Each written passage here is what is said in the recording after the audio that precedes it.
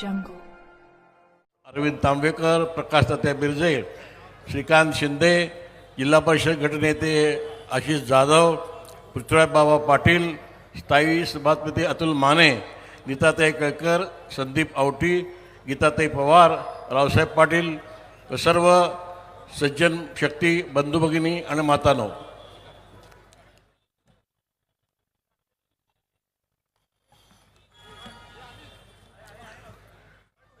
आपण जो माझा नागरिक सत्कार आज आयोजित केला आहे त्याबद्दल मी आपल्या सर्वांचे आभार मानतो आणि मी सर्वांचा ऋणी राहीन. खरं सांगायचं झालं तर व्यासपीठावरून उभे राहून बोलताना माझ्या भावना शब्द व्यक्त करणे खूप कठीण जात आहे. गेल्या 11-12 वर्षात माझ्यावरती आपण अपार प्रेम केलं सांगलीकरांनी, त्याचा विश्वास दाखवला, जी आपुलकी दिली, त्या सगळ्याचं मोल मी शब्दात मांडू शकत नाही. मी मुंबईला व्यवसायानिमित्त पूर्वी जात होतो. 1970 साली मी व्यवसायात सुरुवात केली, पण विधानभवनाच्या आसपास आमचे काही व्यापारी होते, बँकर्स होते, तिथं जायचो, पण ह्या बिल्डिंगमध्ये आपल्याला कधी जायचं भाग्य मिळेल असं कधी वाटलं नव्हतं. अशा पद्धतीनं सांगलीकरांच्या प्रेमामुळं आणि आशीर्वादामुळं आणि पिढ्यानपिढ्या आपण आमच्या कुटुंबावर दाखवला विश्वास, व्यवसाय, समाजकारण, राजकारणात त्यामुळे मी आज इथं उभा आहे.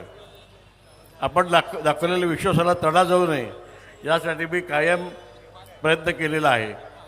राष्ट्र प्रथम, मग पक्ष, शेवटी स्वतः या विचारात मी काम करत आलो आहे. म्हणून मी कधी वादात पडलो नाही, कोणावर कधी टीका केली नाही.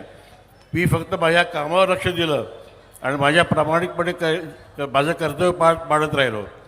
मी तिसऱ्यांदा निवडून लढण्याची दाजी नव्हतो. माझं स्पष्ट मत होतं की नवीन कार्यकर्त्यांना संधी मिळायला पाहिजे, परंतु पक्षानं आदेश दिला आणि एक निष्ठावान कार्यकर्ता म्हणून मी त्या आदेशाचं भान ठेवलं. तिसऱ्यांदा निवडून लढवताना सांगलीकर जनतेने मला भरभरून प्रेम दिलं, आशीर्वाद दिले, ते मी आयुष्यभर विसरू शकणार नाही. मागील वर्षामध्ये विकासाच्या भर घालणारी कामं करण्यामध्ये प्रयत्न केला. भविष्यातही असाच विकासाचा प्रवास सुरू राहील.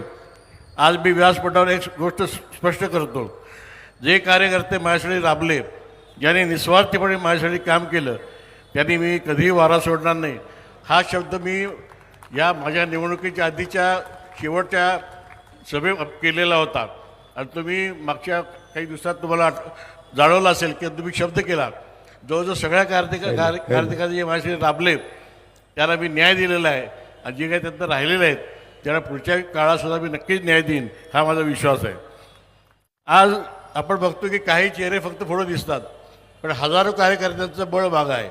हजारो कार्यकर्ते मागं काम करत असतात. प्रत्येक कार्यकर्त्यापुढे मी नस्तक होतो आणि ही सांगलीकर जनता, ज्या जनतेने मला व्यवसायात प्रेम दिलं, राजकारणात प्रेम दिलं, समाजकारणात प्रेम दिलं, त्या जनतेच्या ऋणातून मी कधीच होऊ शकत नाही. आम्ही गाडगीळ किंवा PNG जे म्हणून उभे राहिलेलो आहे त्या सांगलीकरांच्यामुळे आणि आपल्या विश्वासामुळे. या प्रवासात राजकीय सामाजिक जीवनात या थोड्याफार टीका झाल्या, त्यापर्यंत मी कधीही टीकेला उत्तर दिलं नाही, कारण माझा मूळचा पिंड हा राजकीय नाही आहे. राजकारणात मला बेरकेपणा जमत नाही. मी सरळ मार्गाचा करणारा माणूस आहे.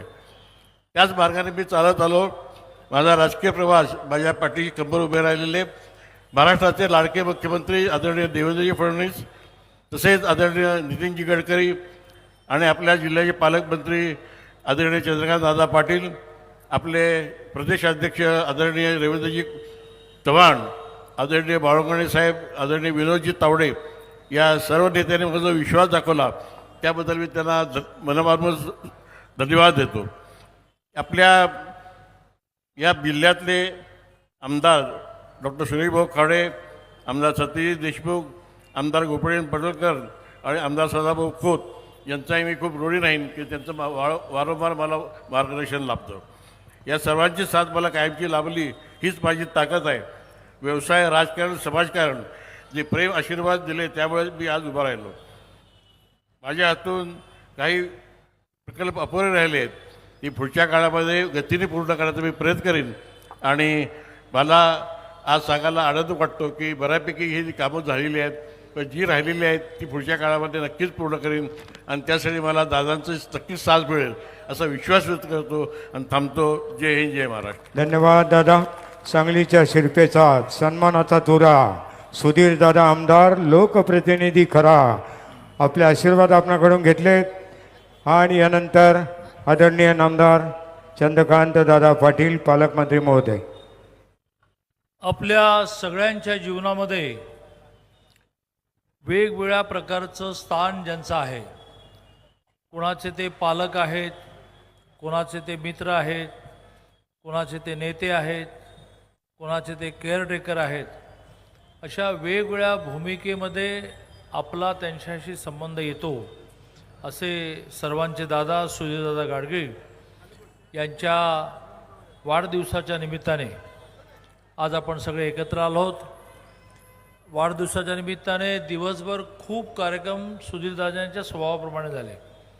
दादांचा नेहमीच आग्रह राहिलेला आहे की निवडणुका ह्या निवडणुकीच्या जागेवर, त्या व्यतिरिक्त आपण सगळ्यांनी एकमेकाला मदत केली पाहिजे, आपण सामाजिक काम केले पाहिजे, सामाजिक प्रश्नांची उकल केली पाहिजे. आणि त्यामुळे खूप कार्यक्रम झाले आणि आता हा एक भव्य दिव्य त्यांच्या वाढदिवसानिमित्ताने शुभेच्छांचा कार्यक्रम होतो आहे.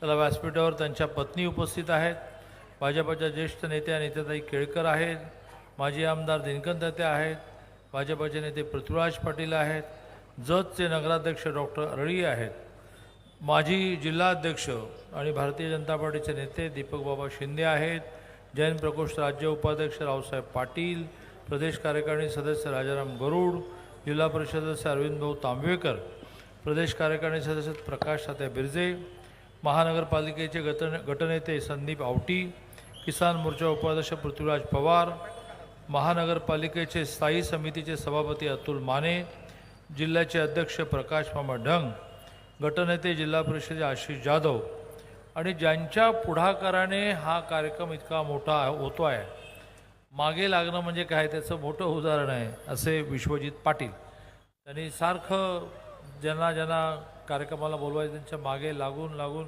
इतका मोठा कार्यक्रम केला असे विश्वजित पाटील. व्यासपीठावर सर्व मान्यवर आणि एखाद्या वाढदिवसाला इतक्या मोठ्या संख्येने कमी वेळा लोक येतात, दिवसभरात येऊन जातात, शुभेच्छा देऊन जातात, पण संध्याकाळचा कार्यक्रम, तास दीड तास चालणारा कार्यक्रम, याला माणसं तेव्हाच उपस्थित राहतात जेव्हा तेवढं प्रेम असतं. आणि त्यामुळे मोठ्या संख्येने संध्याकाळच्या वेळेला प्रामुख्याने महिला पण उपस्थित आहेत, ज्यांना संध्याकाळच्या स्वयंपाकाची काळजी आहे, टी व्हीवरच्या सिरियल्सची काळजी आहे, तरीसुद्धा त्या या ठिकाणी उपस्थित आहेत. अशा सर्व बंधू आणि भगिनींनो, सुधीरदादा ज्या वेळेला राजकारणात आले आणि प्रामुख्याने राजकारणात आल्यानंतर माणूस एखादी निवडणूक लढवतो त्यावेळेला तो सगळ्यांच्या समोर जरा जास्त येतो. बाकी तो अध्यक्ष असतो, नेता असतो, सगळं असतं, पण निवडणूक लढवल्यानंतर तो लोकांच्या नजरेत भरतो. तसं सुधीरदादांनी 14ला निवडणूक लढवायची म्हटल्यानंतर अनेक म्हणाले गाडगे गाडगे आणणं कसं काय चालणार सांगलीच्या राजकारणामध्ये. सांगली म्हणजे बहुजन समाजाचं नाव दिलं पाहिजे. पण ज्यांनी निर्णय केला, आम्ही एक 7-8 जणांनी, त्यांना याची खात्री होती की सुधीरदादा ह्या जातीपातीच्या राजकारणाच्या वर आलेले आहेत. सुधीरदादाच नाही तर ती संपूर्ण फॅमिली ही त्यांच्या अतिशय प्रामाणिकपणे काम करण्यासाठी प्रसिद्ध आहे. व्यवसायात प्रत्येकाचा विश्वास निर्माण केला, जमेल तेवढं सामाजिक काम निर्माण केलं. आणि अनेकांनी सुचवलं, अरे तुम्ही काहीतरी रिस्क घेताय रे, बरं 14ला सरकार येण्याची शक्यता निर्माण झाली होती, मोदीजी पंतप्रधान झाले होते, तर तुम्ही एकेका सीटची काळजी करा. पण सगळ्यांनी असं म्हटलं की नाही, सुधीरदादांनाच तिकीट द्यायचं आणि सुधीरदादा विजयी झाले. 14 ते 19 सुधीरदादांनी विकास कामाचा झपाटा लावला, अक्षरशः झपाटा लावला. मी त्यावेळेला जिल्ह्याचा पालकमंत्री होतो, सारखं मुख्यमंत्र्यांकडे जायचं, निधी मागायचे, जिल्हा पालकमंत्र्यांकडे निधी मागायचे. 100 कोटी रुपये त्यांनी महानगरपालिकेमध्ये सरकार आल्यानंतर देवेंद्रजींकडून आणले आणि सांगलीच्या शहरांना, सांगलीच्या रस्त्यांना एवढे चांगले दिवस कधी आले नव्हते आणि ते अतिशय चांगले चकचकीत रस्ते चालले. अनेक जण असं म्हणायचे की हे रस्ते इतके चांगले झालेले आहेत की भांग पाडायचं असेल तर आपल्याला रस्त्याकडे बघता येईल आणि तिथे भांग पाडता येईल. अतिशय चकचकीत रस्ते दिले. याचं कारण असं की विकास कामं आणायची ती पर्सेंटेजसाठी आणायची नाही, श्रीमंती तर सगळ्यांचीच असते, पैसा कोणाला नको आहे. अनेक जण मला म्हणतात की अहो दादांची गर्भश्रीमंती इतकी आहे की त्यांना पैशाचा मोह नाही. म्हणजे पैशाचा मोह कोणाला नाही, पैशाचा मोह सगळ्यांना आहे.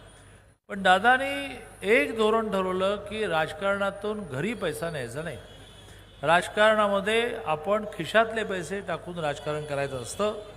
आणि त्यामुळेच सुधीरदादांच्या निमित्ताने राजकारण एक काही विशिष्ट लोकांचं असतं, आम्हाला हे जमणार नाही बाबा असं म्हणण्यामुळे फार मोठा चांगला वर्ग, चांगली माणसं ते राजकारणापासून दूर राहतात. दादा म्हणाले की काही नाही, मी राजकारणात उतरेन पण, आणि राजकारणाचा चिखल माझ्या अंगाला काही लागणार नाही. नेहमी पांढरा शर्ट घालतात. ते वहिनी जरा रंग बदला, म्हणजे तुम्ही मग मला म्हणाल की तुमचा पण रंग बदला, पण नेहमी पांढरा शर्ट घालतात. पांढरा शर्ट घालणाऱ्याचं वैशिष्ट्य असं असतं की त्याला काळं कोणी लावेल याची भीतीच वाटत आहे. मी पण पांढरा शर्ट घालतो, पॅन्ट काळी आहे पण शर्ट पांढरा आहे. तसं दादांनी राजकारणामध्ये राहून इथे पैसा कमवायचा नाही, आपला व्यवसाय जो आहे तो घर चालवण्यासाठी, राजकारण जे आहे ते सामाजिक कामासाठी, असं सातत्याने केलं. परिणामी ते 19ला उभे राहिले. 24ला तर नायक सिनेमा झाला त्यांचा. नायक सिनेमा ज्यांनी पाहिला आहे त्यांना माहिती आहे की तो काही केला तयारच नव्हता. मग सगळे लोक त्याच्या पायाजवळ जाऊन बसले. तो उठल्यानंतर समोर माणसं, तो म्हणा जरा टॉयलेटला जाऊन, तो टॉयलेटला मागे, असं म्हणून सगळ्यांनी मिळून त्याला उभं केलं. तसं यावेळेला दादानी सर्व बाजूने सगळ्यांना समजवलं की बाबा मूळ माझा पिंड राजकारणाचा नाही, आता 10 वर्ष केलं पुरं झालं, आता आणि कोणीतरी लढा. पण लोकही ऐकायला तयार नव्हते आणि राज्याच्या नेतृत्वाला असं वाटत होतं की बदल काही आपल्याला सोयीचा होणार नाही.